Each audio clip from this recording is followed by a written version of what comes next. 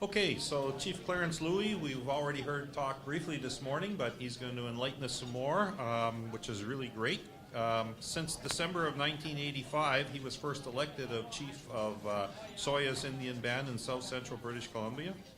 Clarence Joseph Louie has consistently emphasized economic development as a means to improve his people's standard of living. In 1998, the Osoyoos Indian Band Development Corporation was formed to manage and provide strategic direction to the existing businesses as well as seek out new economic opportunities. The Osoyoos Indian Band has modeled not only sustainable business development, but has also made socio-economic development important, whereby the community's social needs are improved and addressed. So without further ado, if I can call on Chief Clarence Louie to come up and further enlighten us on what's going on in South Central BC and the opportunities that are ahead for us.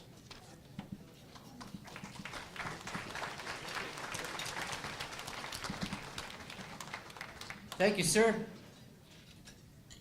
I want to read out an email I got the other day from a business person, from a small, very small business in Osoyoos. Dear Chief Clarence, I am writing to ask you for your advice. With the Truth and Reconciliation report in the news and all the reports of horrible abuse by the white people that Canada's Indigenous people have had to endure, has left me dumbstruck. I had little idea. I am an immigrant to this country, one of the more recent waves of immigrants. I arrived in 1982 after immigrating here from the Netherlands. My forefathers were not the ones who committed those horrible crimes against the First Nations in Canada. But they, in the past, were just as guilty of it in other parts of the world. I am a small business owner in Osoyoos. Now, I would like to offer all Indigenous Canadians a discount on their purchases as my small token of reconciliation.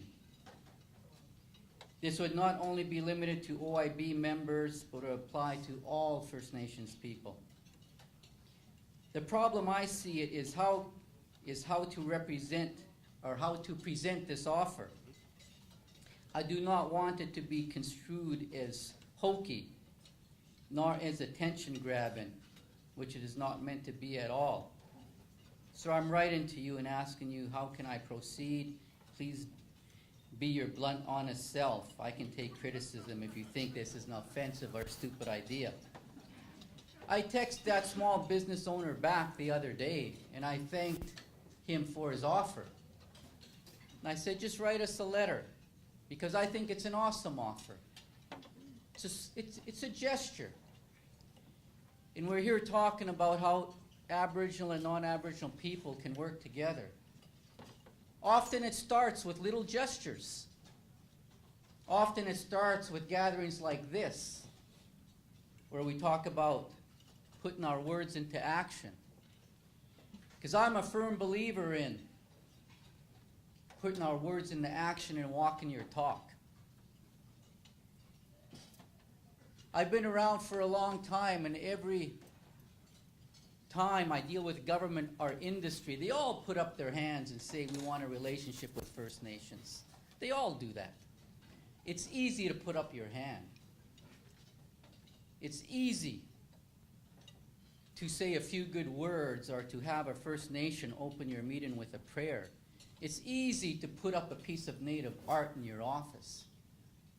It's easy to have First Nations people come and dance at your gatherings or events. That's easy stuff. I tell Native people, for Osoyoos, what I want is for you to be our customers at our First Nation businesses.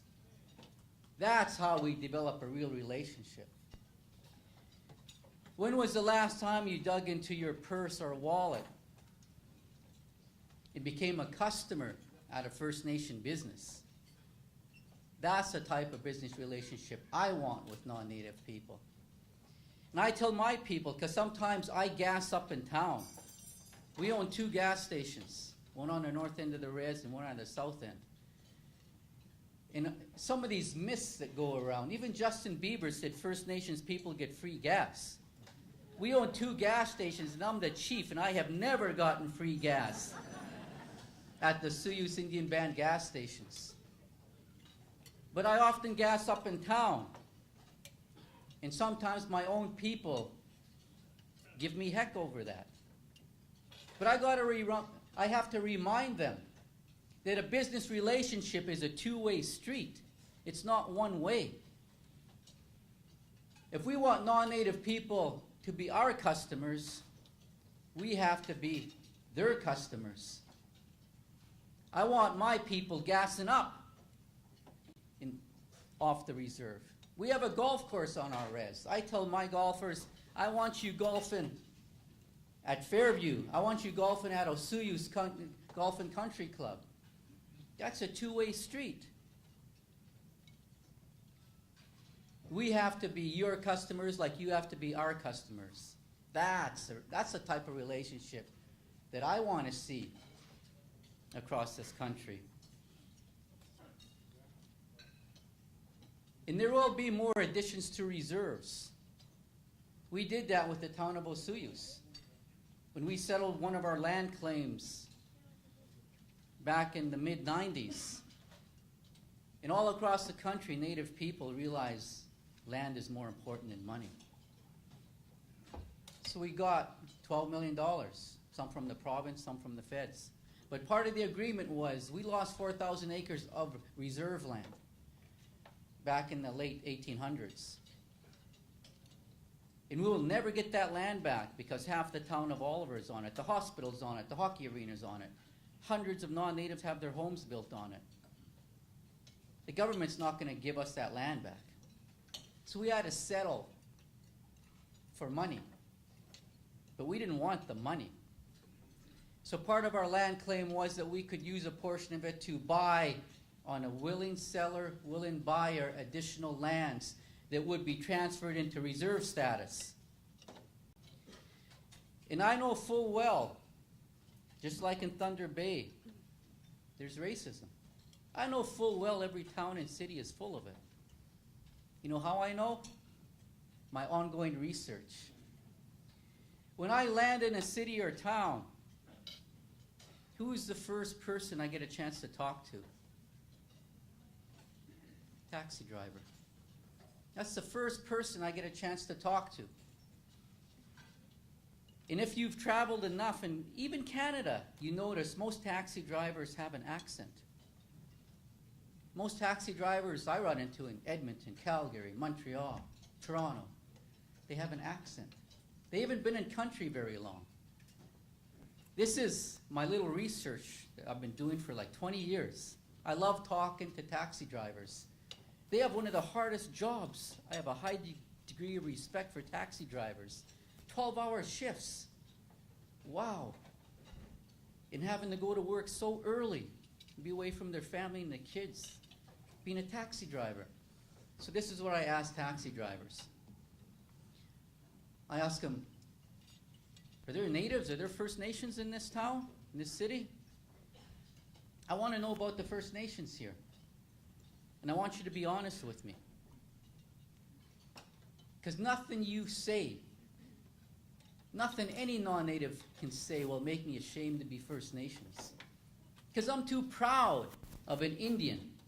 I'm too proud of a First Nations person to let any non-native racist remarks intimidate me or make me put my head down. In fact, sometimes I get asked to speak at racism events. And I said, are you sure you want me there? Because racism doesn't bother me. It doesn't bother me one little bit. Because I'm too proud of a First Nations person to be bothered by it. In fact, The problem I have back home with my res crowd, my res boys, is to tell them, quit beating up on those white people. When I went to school in high school, nobody, even though we were the minority of minorities, nobody messed with the Indian kids. Nobody did. Because our people grew up fighting. And our people are pretty damn good fighters, even as little guys. Sometimes I have to go to the white school to talk to the Indian kids and say, leave them alone. Don't hit them so much. Just quit fighting. Because whether it's our people or Apaches or Mohawks, we grew up fighting, especially in residential school. That's where most of our fighting really started, was in residential school. So this is what I asked taxi drivers. I said, I want your honesty. How are the natives in this town? Do you pick up natives? Where's the native section of this city? No matter where I go, you know where the native section of every city is? It's usually the poorest. It's always the poorest section of town. In Regina, they call it the hood. That's where most of the Aboriginals live, the hood. And I tell taxi drivers, be honest with me. I'll tip you better the more honest you are with me. So this is what taxi drivers, even a few weeks ago, said to me. Native people are lazy. Native people are drunks. Native people don't want to work. The government pays Native people not to work. Natives get a free education. They get free housing. They get everything free. And usually the time that I see Native people is on that one day of the month when they get their welfare checks. And they call the cab drivers to run them back and forth to the reserve or back and forth to the poor section of town. So that's the impression of newcomers to this country. I often think, I don't think taxi drivers are the only ones that say that. In fact, I know taxi drivers are not the only ones that have that impression of First Nations people.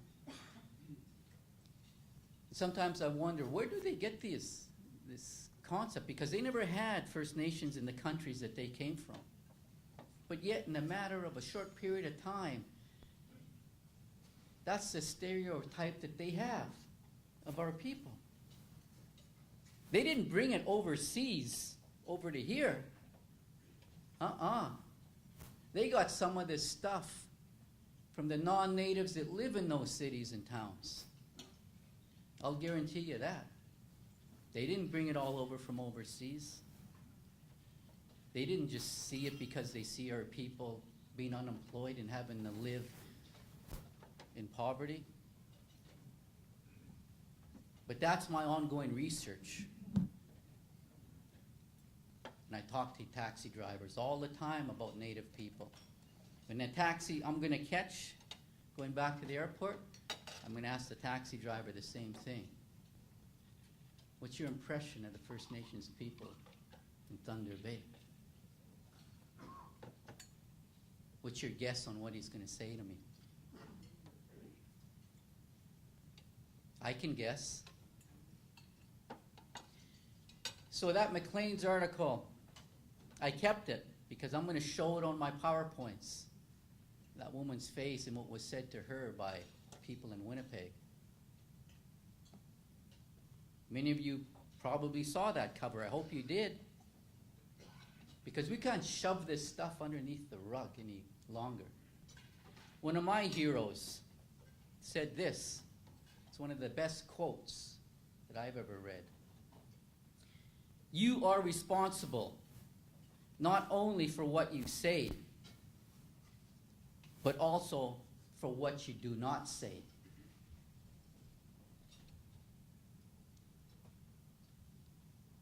I love that quote. You know who said that? Martin Luther King.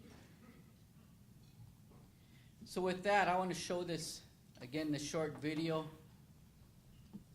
Andre has set this up. When I come to a conference, the first person I want to meet is the tech audio person. Andre is pretty good. I like working with Andre. He's been able to set this stuff up, so let's play the video, Andre.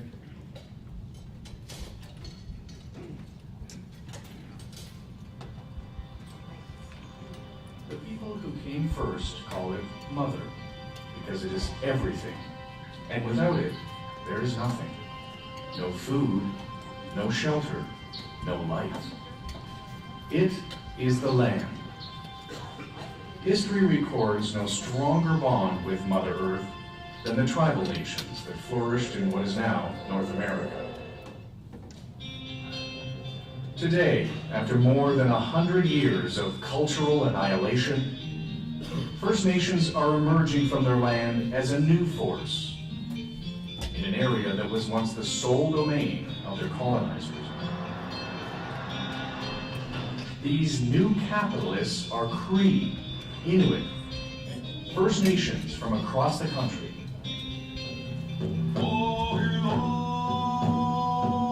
This is the story of Canada's rich nations, a new generation with a vision of pride and profit growing from where it all began, from the land.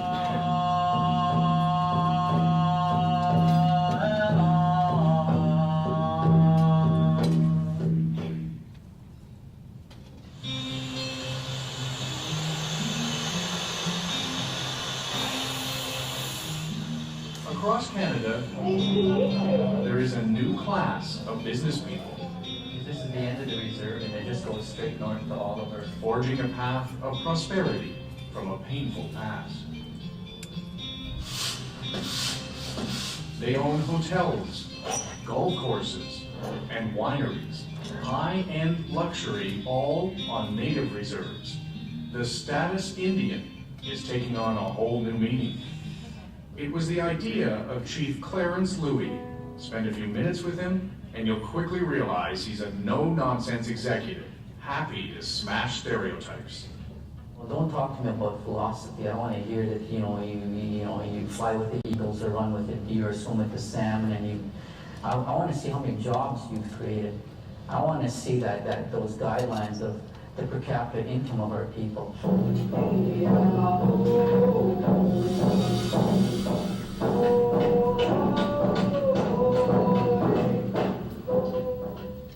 With so much poverty in so many First Nations communities across the country, one chief offers Native Canadians some pretty blunt advice. Simply work harder. Chief Clarence Louie wants them to take their economic future into their own hands. He should know. His band owns and runs several successful businesses. As Daryl McIntyre reports, it's why the tough-talking chief doesn't apologize for making money or for encouraging others to do the same. The Osoyoos Reserve is already 32,000 acres in the lush South Okanagan Valley. Close to 2 towns, it's prime tourist territory and prime agricultural land. And in the past 20 years, under Clarence Louie's leadership, the Osoyoos Indian Band has cashed in on its prime location, launching a series of successful companies. A golf course, a 4-star resort and spa, a native cultural center, a high-end winery and hundreds of acres of top-quality vineyard, a gas station and convenience store, and a construction company and concrete plant. Last year, those companies employed every band member who wanted a job, and members of 13 other bands, and hundreds of non-natives.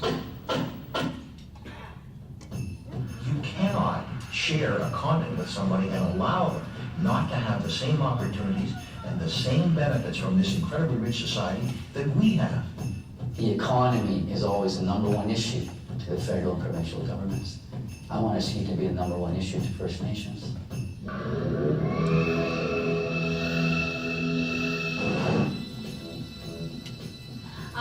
I'm Lisa Meaches. Welcome to the Sharing Circle. After 150 years of trying, The attempt to create a true partnership between Aboriginal peoples and the federal government has mostly failed.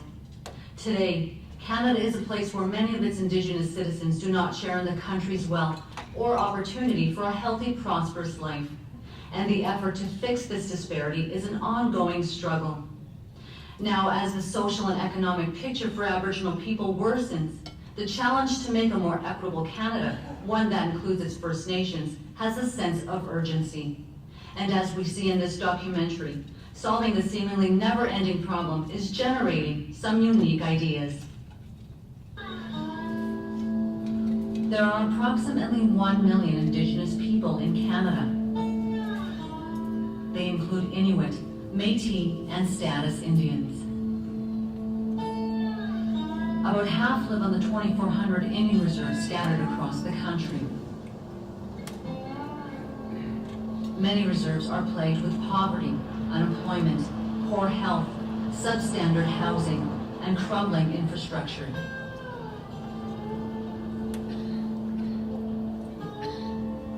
Still, for most residents, this is their home, where they are connected to the community and to the land that's imbued with an ancestral spirit. But the lack of social and economic opportunity here means many Aboriginal people choose to leave the reserve in search of a better life. Next, a different perspective on how to make it work, changing the relationship between Aboriginal people and the government of Canada. The best social program's a job. I think most non-Native people want to work. Well, guess what? Most Native people want to work too.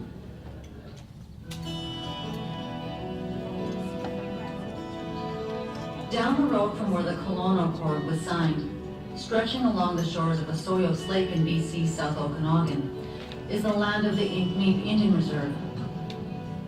With only 450 band members, this First Nation is blazing a trail and caring for its community's socio-economic needs. Leading the way over the past 2 decades is chief of the Osoyoos Indian band, Clarence, Louie. Today he's watching his daughter play in a local basketball tournament. But most days, he's consumed by his passion, business and economic development. One of the few chiefs that'll say I like doing 2 basic things, and that's creating jobs and making money. And there are a number of bands, whether in the States or Canada, are focusing on economic development and starting to look after their own social, cultural, recreational needs, educational needs, health needs. We have more band-owned businesses per capita than any band in Canada. This mentality that whatever natives have has to be poverty-looking, has to be beat up and old and second-hand, third-hand. You know, the CCA band's changing that mindset. Our kids know whatever they have just as good as anybody else. And I think that's what any parent or grandparent wants for their kids, to have as good as everybody else is getting. We get that is through economic development. For this band, success comes from owning their own land and making their own money. It's why Chief Louie thinks it's time to change what he says is a worn-out formula of how government deals with Aboriginal people. It's 96% social spending and only 4% economic development. And that formula has been in existence for over 100 years. And whether it's the Royal Commission report or the Colonial Accord, it's still the same stupid, failed formula. Economic development is not the priority. That's why we have Aboriginal poverty in Canada and one of the richest countries in the world. That Colonial Accord is going to be a waste of money unless there's an economic development focus to it. And that's what I put my platform on. It's always economic development. That's what pays for everything. Our people have to get from the mentality from spending money to making money. If we can get that mind shift from spending money to making money, you know, there won't be Aboriginal poverty in Canada. We'll be contributing to the Canadian economy.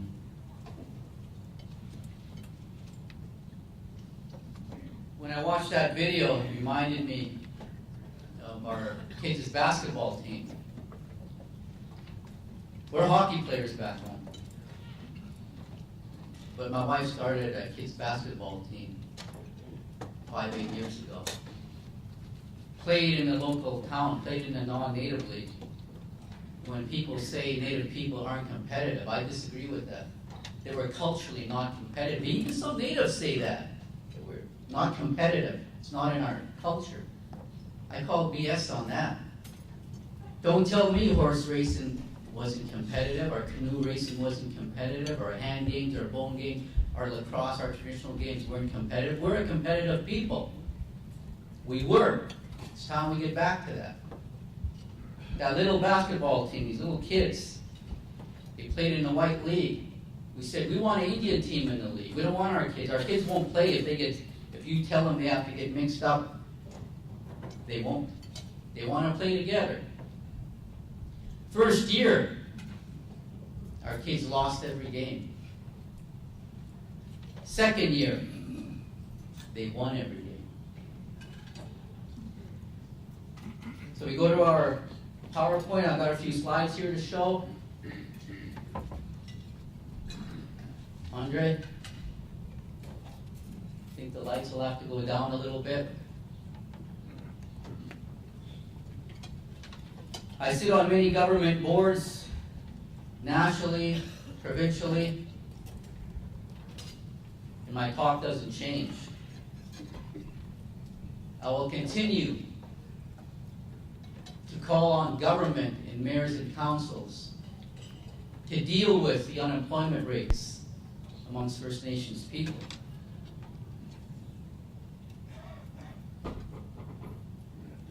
Why I pressed the wrong button? Andre is supposed to teach me here. Even down in the States, because we are a cross-border tribe, the Okanagan people, like the Mohawk, the Blackfoot people, when they put that border there, half of my people got put on a reservation in the United States, in Washington, D.C. In Washington State. I love what Obama said here, because what he said there applies to the First Nations in this country.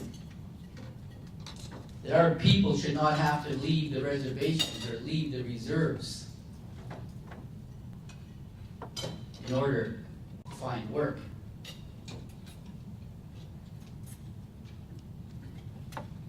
This was on the front page of a newspaper a few years ago.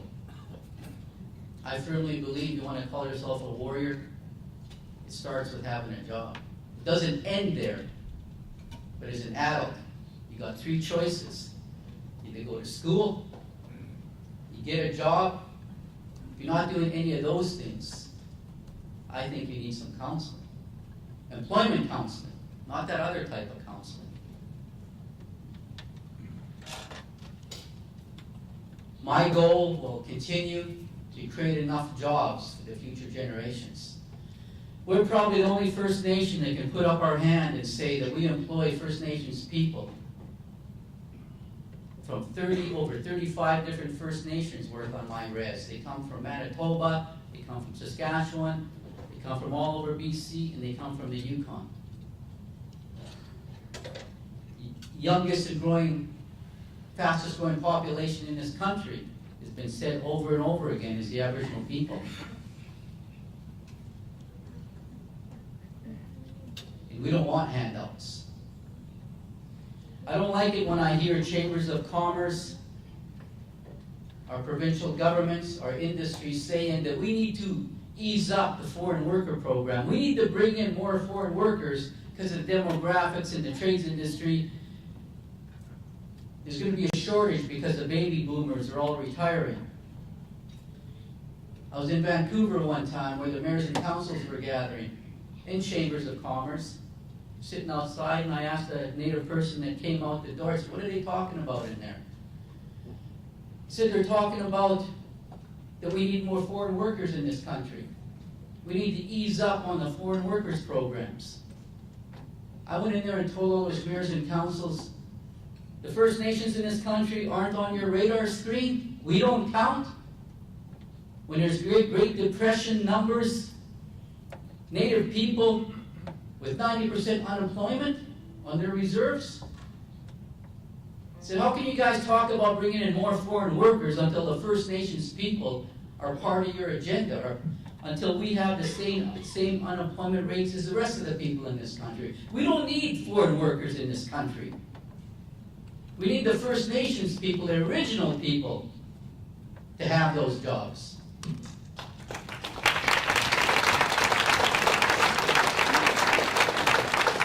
I love what this elder said in northern BC. Aboriginal teens, we need a new type of hunter today.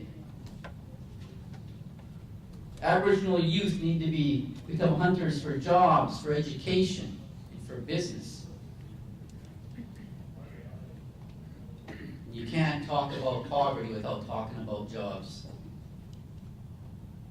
I love it when I see, just like was in Treaty 3 yesterday, First Nations people having conferences focusing on economic development. I had to bring my Habs jersey with me.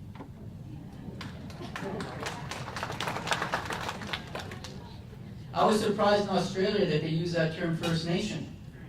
But the point of this is to say even in other indigenous countries, they're having conferences just on economic development.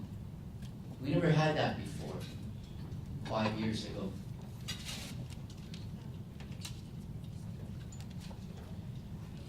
I was watching CNN a few months ago. I can't remember if it was Hillary Clinton or her daughter. She was asked, what's the biggest problem in the inner cities in the U.S.? What's the biggest problem? She said, unemployed young black men.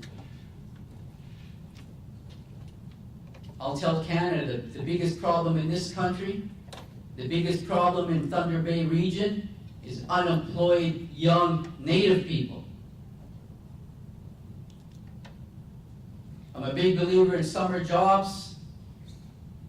I'm looking forward to working with my staff back home because every person on my res, when they're working age, they're in a real job. I love it. You come to our golf course, our campground, our RV park, our gas stations, the stores, our hotels. We put youth right at the front lines. We give them all those training programs. I love it when I see young Native youth working at cash registers and saying, good morning, how are you? To tourists from all over the world. Have a nice day. And then they take money from white people. That's what I love seeing.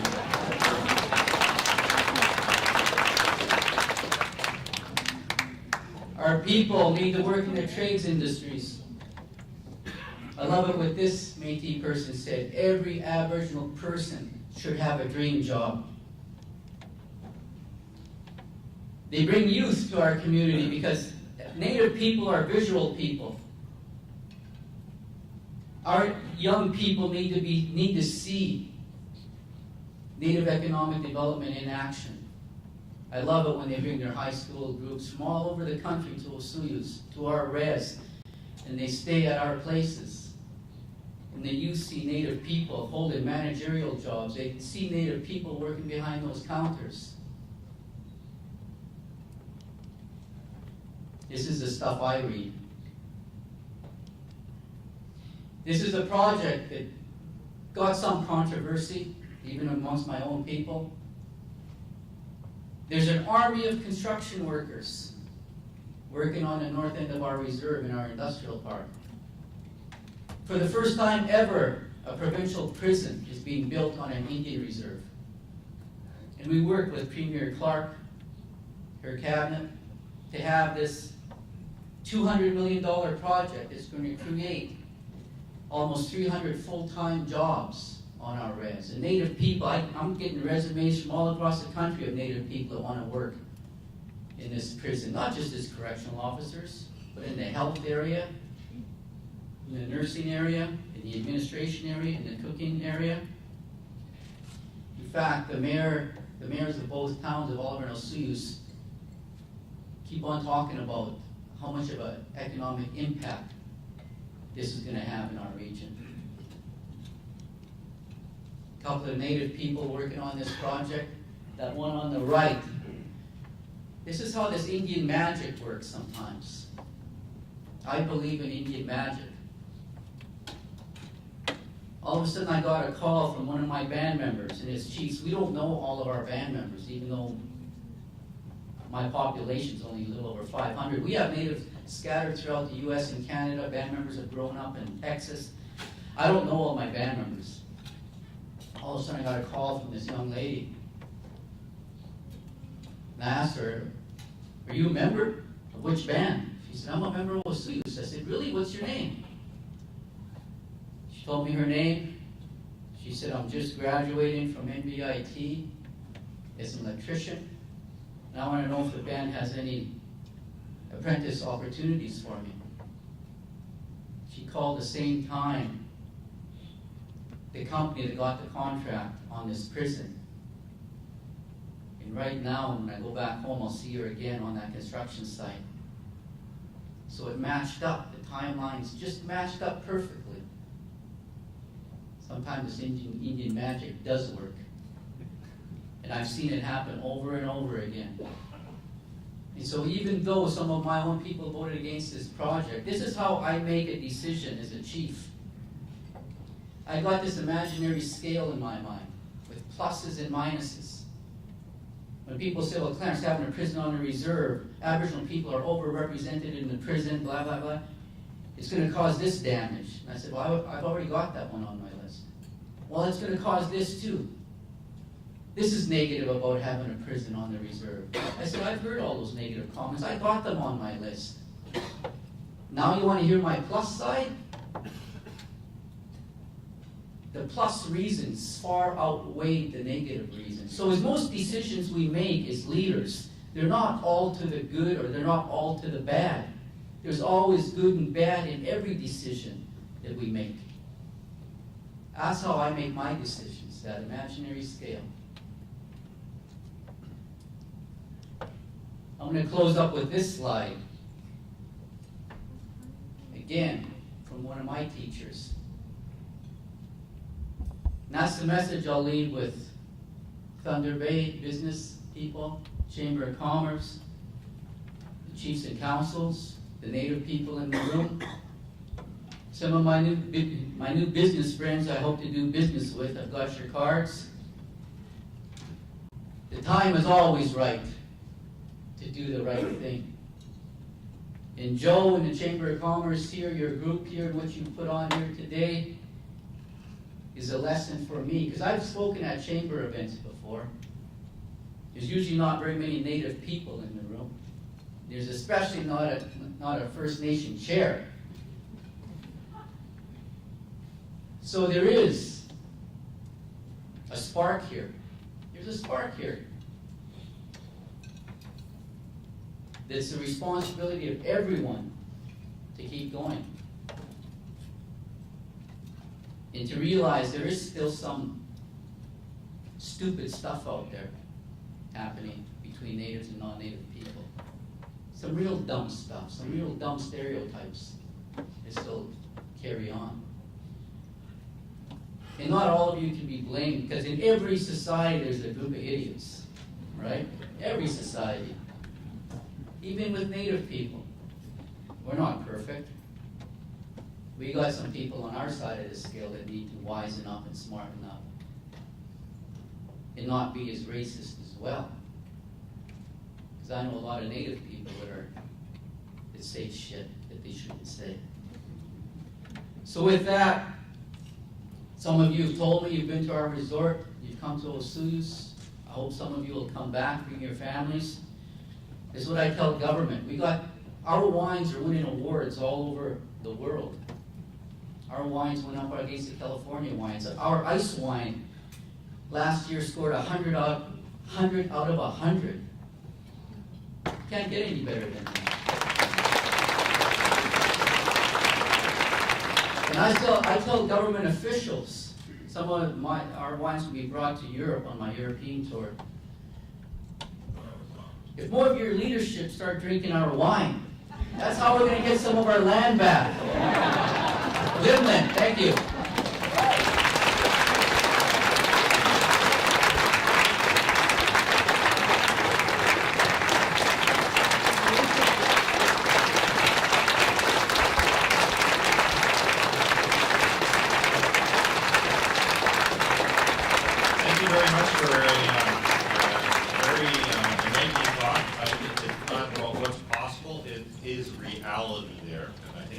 part that we want to thank you for, that it is reality, it's not just a possibility. And we do have time for a couple of questions.